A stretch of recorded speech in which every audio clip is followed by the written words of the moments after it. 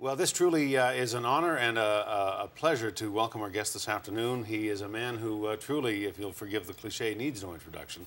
Lloyd Robertson is here. Lloyd, it's great to have you here, and a real pleasure to have you in the studio with us. Thank you, Hudson. It's always wonderful to see you again, and it's great for me to come back to Victoria. I love this place. Well, you have some history on the island, and we'll talk about that. Lloyd is here on a book tour right now, as he is supporting his memoir, which is now a national bestseller. It is The Kind of Life It's Been, a memoir, Lloyd Robertson. The Kind of Life It's Been, a play, Lloyd, on your signature sign-off from the newscast right. for those 35 or more years. How did that come about? Well, it happened in the 90s when all of the news channels came on stream, and we knew that these 24-hour systems could cause us some difficulty because people could then get the news at any hour of the day or night, not just, 10 or 11 o'clock. So we were sitting around, and some people said, well, Lloyd, why don't you take on the project of trying to make us distinctive in the sense that we're saying our broadcast is going to be different from anything else you're going to get on the 24-hour systems during the day. So what we did was, that's where we started bringing in special features with Dale Goldhawk. We had Goldhawk Fights Back. We had Success Story. We started making our broadcast unique for Canadians. And I also felt that we should have a little tag sign-off of some kind, which would say, this is really all of what happened that's important to Canadians and of interest to them in this particular day. So one night I threw that in. I said, that's the kind of day it's been for September 17th, whatever year it was, 1995 or something. And the next day I did it again, the next day I did it again. Finally, the news director said, I like that. Let's just keep doing that, the news VP, Henry Kowalski at the time. So I kept doing it, and then in the year 2000, I thought, I'll stop this because I've been doing it for 5 years now, and I'll try something else. Well, the moment I stopped it, people were saying, where is it? Yeah. So I brought it back in 2 or 3 days later and kept doing it then until I finished. And those who noticed that it was gone, they appreciated that it had come back, and the others never bothered to know anyway. So there you are. Very comforting, and the kind of thing that, if you think about it too much and try to come up with a slogan, it'll be corny or it won't work. That's right. But it just happened naturally for you. I just fell into it one night, quite by accident, never having really thought much about it, and there it was all of a sudden. So when it came time to do the book, the publisher said, well, we can't, of course, say that's the kind of day, but we had done a documentary on my life when I stepped away on September 1st, 2011, which my daughter Lisa put together. And terrific. And thank you. And that was titled The Kind of Life It's Been, from the kind of day it's been. So they thought it would make a great book title. So there we are. The special, and it's hard to believe it's been a year already since you stepped down from the desk, and it was a beautifully produced program. It gave people, I think, a look into aspects of your life that we never knew. We know you, but we don't know you. It's that way when you're on the air for so many years. You were very candid about your early days in Stratford, and it certainly was as your career began at CJCS, but about your family too, and your father's health problems and your mother's mental illness, and how that helped to shape your life. Yes. Well, it was difficult to go back into that. And of course, that's pretty well all recall. I mean, you have the old albums to go to, but otherwise, you're dredging up your past. And I remember Dan Shore, an old CBS reporter, who I was talking to him one time, and he said, if you're going to write a book, start with the easy stuff first. And he said, usually that's your early years. Yeah. Well, it didn't turn out to be easy for me when I started thinking about all this. My mother was severely disturbed, and when I was 14 years old, she had to have a lobotomy. And of course, in those days, that was a very popular operation, as much discredited now, where they kind of separate the seat of the intellect from a person's emotional track, and it kind of flatlines you emotionally for the rest of your life, as it did to my mother. Some people survived better than others, but basically, there were always behavioral changes, and she was never the same again. We had kind of scattered relationship before that, so I say in the book that, I honestly felt afterwards that I never had the kind of mother that my friends talked about with such a wide range of emotions. And she, of course, didn't have the opportunity to be a member of her community, couldn't be a real mother to her son, which I know she would have wanted to be, and I'm sure she loved me, but she just couldn't find a way to express it, couldn't make the connection. It was very sad. And my father was ahead of his time, though, because he said to me, even then, you've got to understand that she has a disease. It's like a brain disease for her, but she could have cancer, she could have heart problems. It's just that with this particular disease, can you imagine the stigma 50, 60 years ago? It's bad enough now. You couldn't talk about it. So I thought he was way ahead of his time, and I realize now what a courageous man he was, because he talked about that to me. And you have, over the years, been a supporter of Bell's initiatives on behalf of, Yes. of mental illness as well. So you started out as a kid in a radio station above a beer parlor, and you know, like the kid who hung around and spun records, and from there you went to Seajoy and Guelph, and then on to the CBC.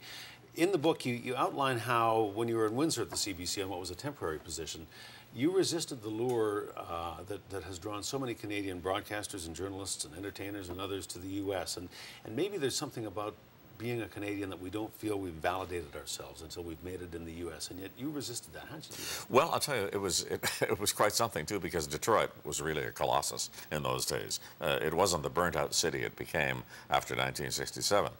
It was a metropolis. It was lively. It was, everybody in Windsor wanted to go there. It was a kind of a magnet for tourists. And Windsor was much smaller. But Windsor the CBC had started a station there, which had drawn a pretty large audience in the northern U.S. because of the Canadian programming. And I went over there, and I used to go to the record stores, as a matter of fact. I had to get records for a show I was doing on CBC called What's New at the time, which was broadcast on the old Dominion network out of Toronto and across the country. And I was over there a lot. And I kept coming back and forth. And finally, when television came in, and Windsor for the CBC didn't have a TV operation, and I had the opportunity to move to Winnipeg, I moved to Winnipeg. But I felt the lure when I was in Windsor, but I never followed it up. And I'm very glad that I didn't, because I wouldn't have had this wonderful opportunity that I've had of growing up with my country and doing work here, which the big guys in the States were always able to do, like Cronkite, Huntley, Brinkley, etc. So when I left Windsor, I knew, in a sense, later, that I was cutting that cord, and I never actually went back to it. What people here might not know is that you almost came to British Columbia back then, because when you were in Winnipeg in the early days of television, KVOS came to an agent, a man who was operating as an agent in Winnipeg, came to me and said, you know, these people are interested in people like yourself, and they'd like to see an audition tape, etc. KVOS at that time was trying to get into the Vancouver market to get advertising from here and to draw a Canadian audience. And it was a CBS affiliate, of course, I believe still is today.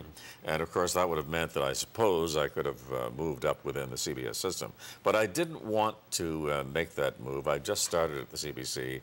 I was enjoying getting my feet there. And I also was, my father's old admonition about, because he was from the Depression years, he said, you get a good job, boy, you stick with it. So I had a good job, and I was going to stick with it for a while. Well, and that good job was, I mean, it was a different time, of course, when in the CBC system, at least, you were an announcer. Therefore, you read news, but you weren't permitted to edit it under the union jurisdictions.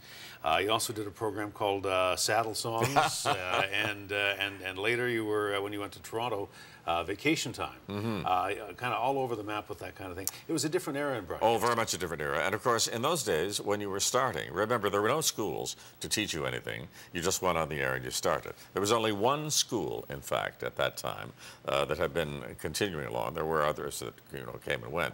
But the Academy of Radio Arts at Ryerson was the only one that had a regular broadcast course of any kind. Otherwise, there was nothing for television, nothing for journalism, certainly. So you just started off and you tried your best and you made your mistakes with your friends, and on you went. So I was one of the lucky ones who got started in the industry at that time, made mistakes with my friends, and there you are, and here we are today.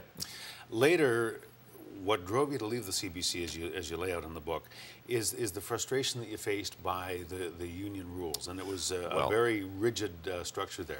I don't think people, you know, many people who know you from CTV may not even remember what happened leading up to that move that shook the foundations of broadcasting in this country in 1976. Yes, I was surprised by how much a fuss that caused. It was a big deal. It was a big deal, yeah. Well, what people have to remember again, and we were just talking about this, was that in those days, everybody did everything. The CBC announcer, I was designated as a CBC announcer, could do everything from saddle songs, Western shows, straight through to newscast interviews, whatever. But when the unions began to populate the CBC, when television grew and the unions were striving to get their piece of the action. The managers were fighting to understand how to control this huge instrument that was growing all around them called television, this new era. A lot of jurisdictions got parceled out, and some of them clashed. And one of them was the announcers were the readers of the news, and the writers wrote for the announcers. And ne'er shall the twain meet, and it never did. But back in those days, too, I remember when we were doing election broadcasts or specials, the writers understood that there you had to ad-lib, because they simply couldn't hand you a piece of paper because, you know, the show had moved on by that point. Someone had been declared elected if you were doing an election broadcast. So it was in the newsroom that I realized that we had to somehow break through that jurisdictional barrier. And I tried. Others had tried before me to no avail. And I honestly felt that if I wasn't able to make that break and do some of my own writing and be involved in the editorial process, my survival in news would be limited because everything was moving in that direction. People expected the person giving them the news every night was in fact a news person, fully involved in the news process.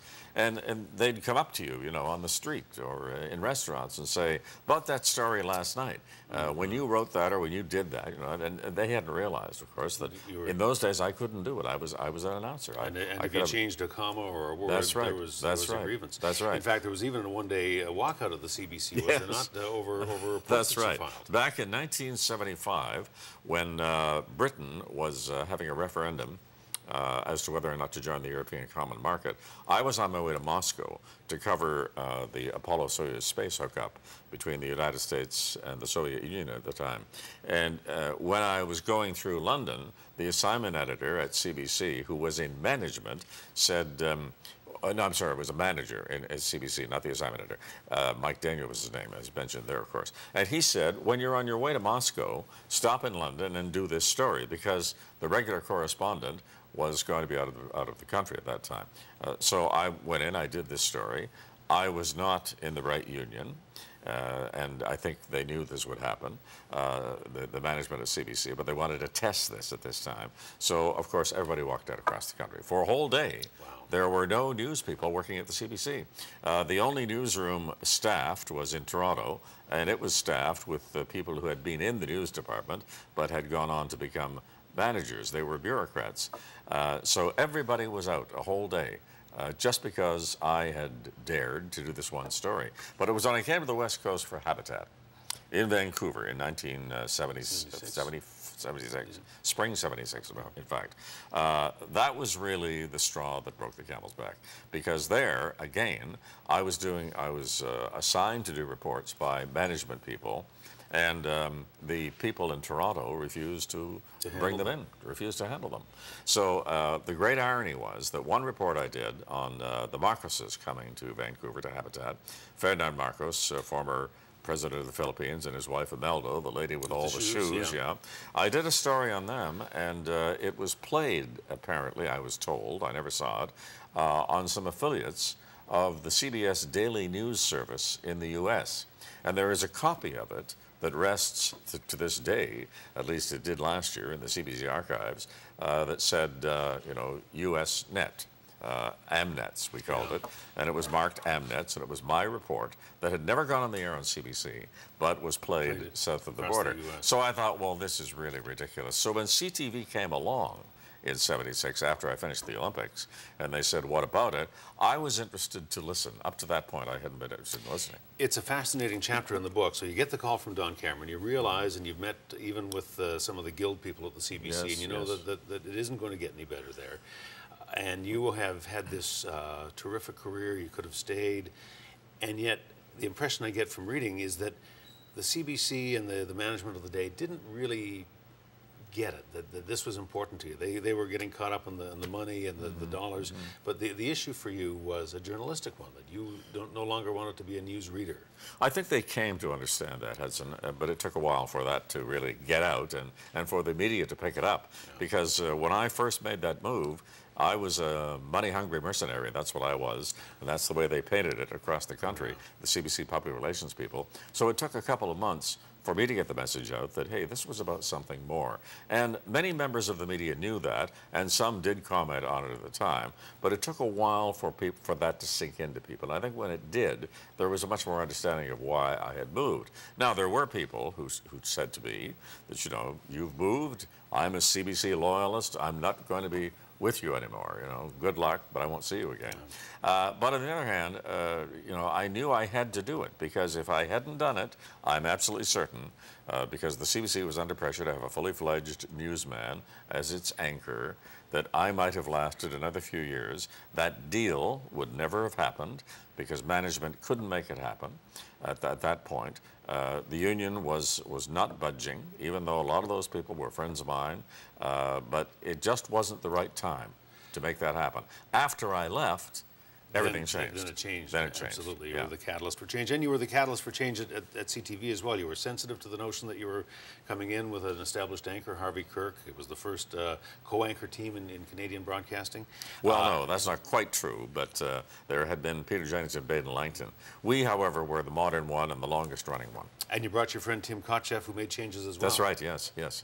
And shook up things at CTV, and then that juggernaut took off. Yes, well, we became much more competitive, that's right. And it was in the early 90s that we took over the ratings completely every night and won them nightly. And it was 18 years as the #1 newscast in Canada. That's a long run, 18 years. I'd been there a total of 35, of course. As I say, we were constantly competitive with the CBC, but it wasn't until the early 90s that suddenly we vaulted into a #1 position and never looked back. You mentioned Walter Cronkite in your book, that he was aware of the struggles you were having at the CBC. Many Canadians may not know that you were the man on the air on November 22nd who broke the news to Canadians about the assassination of President Kennedy. Well, that's right. And I was in the restaurant canteen at the CBC down in the basement there, having coffee with some of my friends, and the duty manager of the day came running in and said, "Get into the booth." This was the old announce booth. I was doing the afternoon booth run, which was essentially giving station breaks and brief newscasts on the normal day. This was not a normal day. And in I went, and I read a little bulletin about the president being shot at Dealey Plaza in Dallas. Nothing much more in terms of information. And after what seemed like an interminable length of time, we had this horrifying news that the president of the United States had died as a result of the wounds.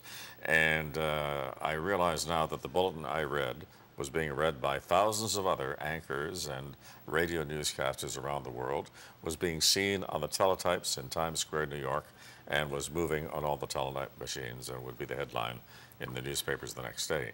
And wow, what a moment that was. And those 3 days changed newscasting, in fact, because after that, Walter Cronkite became known as an anchor. Yeah. That's where the term anchor came into being.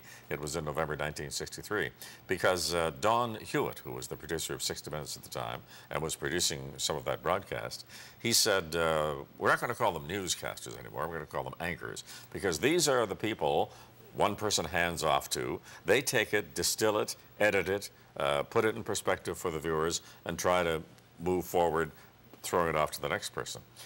So it became a whole different job at that point. And that's when I suddenly realized that, boy, my role at the CBC had to change, because the job itself was changing from newsreader, newscaster, to something completely different called anchor. The Kennedy assassination, of course, for a generation was a watershed moment, as 9/11 was more recently. You did a terrific piece on W5 a couple of weeks ago as we marked the 50th anniversary of the Cuban Missile Crisis. And for people who are too young to remember or weren't born yet, how close we came on that week in October. You're always asked, what are the biggest stories you've covered? What are the ones that stand out in your mind? What would it be as you look back over your... Well, that of course was an interesting one, but I mean, you know, that was interesting to go down there and talk to the Cubans about it, and also to talk to Sergei Khrushchev, who told me that we were 20 minutes away. Just think of it, there were 3 crew members on a submarine coming up to the quarantine line, where the Americans were stationed, of course, with their ships and submarines. And the Soviets had on board a couple of nuclear-tipped missiles. And there were 3 crew members, as I say, and 2 of them decided that they were being harassed by the Americans because the Americans were flying over them and I guess taking pictures of them and so on, and they would fire off some of these missiles. One person said, "No, hang on, we don't know enough yet." And Sergei Khrushchev said when his father saw that, they realized how close they were to an absolute catastrophe, nuclear war, and he began to back away. And at that point, you know, he said to the Cubans, "We're not going to go there." And of course, the negotiations started, and the crisis ended. But I think when people ask me what you've just asked about, which story, I think the happy one for me was the moon landing. July 1969, because here was this little kid from Stratford. I remember walking out onto the parking lot at the television station, looking up at the moon. Neil Armstrong had just put his boot down, that famous footprint picture that we've all seen now. And I thought, am I ever lucky? I had to pinch myself to believe that I had a job that would allow me to be a part of this kind of history of the world. The other one, of course, that stands out is 9/11. And people compare, those of us who were around for both, the Kennedy assassination and the power of that compared to 9/11. And I think most anchors agree that 9/11 was the bigger one because of the impact it had on all of us, which we still live with to this day. All you have to do is go to an airport. And also, I think that with 9/11, the 3,000 people killed, and the fact that it touched everyone, everywhere in the world. When we spoke a year ago, around the time of your retirement from the nightly desk, you mentioned the referendum too. The Quebec referendum is a story that stands out in your mind domestically. Oh, absolutely. That I would say is probably the top domestic story. Because 1995, we came so close to losing the country as we know it. I mean, they were talking about sovereignty association, but you know that the separatists in Quebec had a very different idea. They would get this vote positive for them and then move forward to complete independence, trying to get the French on side right away through Paris. But nevertheless, as I said at the end of that show, we survived. It was close, and the country is still in one piece. But I also remember Craig Oliver on the line to me that night, and he was working at the headquarters of the No side, which was against the referendum, promoting, you know, staying in Canada. And he said, "Lloyd, I think this is going down. I think we're going to lose the country tonight." And that's what the people there believe too. And for the first hour, it looked that way. And then finally it began to turn. But it was too close for comfort, and I hope we never have to go through that again. You talk in the book about the future of our business, and you mentioned how November 22nd, 63 changed it in terms of the role of the anchor. And news anchors today don't necessarily hold the place that they did in the heyday of television, perhaps, in that everyone is their own, you know, citizen journalists are capturing news themselves and disseminating news themselves, and the notion of appointment television isn't what it once was. How has it changed, and how optimistic are you for the future of our industry? Well, first of all, I do not agree with the gurus who say that people don't care where they get their news from now. I believe that people still believe that they want to get their news from the reliable sources they've come to know, whether that's a daily newspaper, Hudson Mack in Victoria on the island, or whether it's you know, a radio newscast. These reliable sources have worked for years to make themselves credible, and I think that people will still go to them. I have no doubt about that. But there's so much out there now. But the audience is discriminating. You know, and you're talking smart people. They're much more than 50 years ago when I started in the business, and they have access to so much more. They know what's gossip. They know what is flawed analysis coming from overseas. They know what faulty interpretation means. So they'll go to all this stuff and they'll read it, and they may even participate in it through Twitter and have fun with it. But when it comes to actually getting the news straight, they want to go to the reliable sources, and I really believe that's true. And I quote a survey there in the book, which makes that very clear, that people are not yet ready to accept social media as the final word on the day's events. The Olympics have had a big impact on your career from the very start. In your book, you talk about Tokyo in 1964 and some good advice about going out and perhaps getting into some trouble because you are the face of the network. You're the face of the broadcast, and I think that's something that stuck with you. Mexico in '68, and of course Montreal in '76, and then that was such a a year of change for you. More recently, and on Vancouver Island, we are very proud that your time with the Torch during the Torch Relay, leading up to the Vancouver Games, was here on the island in Sydney. Tell us about that. Right here in Sydney. What a wonderful moment that was. And I realized at that point that we were going to be having an occasion across this nation that we hadn't seen since 1967. The centennial year brought us together. That made us believe that this country was worth saving from the separatists, and that's why there was such a big rally in Montreal in 1995 at the time of that referendum. And I believe that 2011 did the same thing. The run across the country with the torch was a brilliant idea. Taking it out, bringing it back, getting people involved, and bringing them into the Olympics in Vancouver 2010 to watch by the millions. And I had the privilege of running in Sydney. And on a personal level, it was really wonderful because we all got on a bus. There would be maybe 12 to 15 of us, I guess. And I was sitting next to an Aboriginal school teacher from the northern part of the island. And she talked about, you know, why she was doing this. She loved her country. She was doing this because her mother had suffered cancer, and she wanted to dedicate this little moment of time, special time, to her mother. And everybody had a little story like that, why they were doing this. Because the fellow who was running the tour, he had this brilliant idea, and he asked me. And I said, well, I'm here because I'm doing a television broadcast, of course. But I said, I'm really here running the torch because this, to me, is part of giving back to my country, which has been so wonderful to me. To be accepted, to be trusted for that period of time.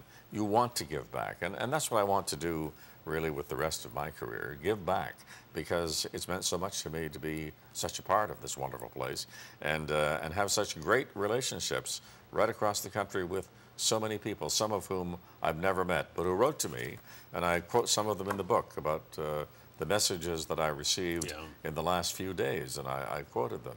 And it's hard to believe that a newscast, a simple daily newscast, could have that kind of dedication and devotion from so many people. That's a good place to leave it, Lloyd. We are fortunate to have had you in our living rooms every night for these many years, and Canadians have been well served by you. And of course, you haven't gone anywhere. We watch for your pieces on W5 and on special broadcasts. The book is The Kind of Life It's Been. It is a terrific read. I wish we had more time to talk about some of the other things. You talk about the feedback from viewers. There's the toenail story. The lady have we got time to tell that? Sure, let's. All right, we'll tell that one. This was one of those light moments because it was at the CBC, and we were having all this trouble going on with the unions, and suddenly I got this letter from this woman in BC, and she said, I am worried, Mr. Robertson, because when we're watching the news in the evening, my husband's always cutting his toenails. And I tell him, you shouldn't be doing that, you know. Lloyd Robertson, he can see you do that. So this was wonderful because I showed it around the newsroom. And I wrote back to her and I said, well, I'll tell you what, ma'am. At the moment, we don't have two-way, we can't do this yet. We don't have two-way capacity. But when we do have, if we ever have, please tell your husband that it's okay with me if he continues to cut his toenails. And thank you for your interest and writing to me. And that's the kind of life it's been. Lloyd Robertson, thank you for taking time with us today. Thank you, Hudson. Thank you. Pleasure.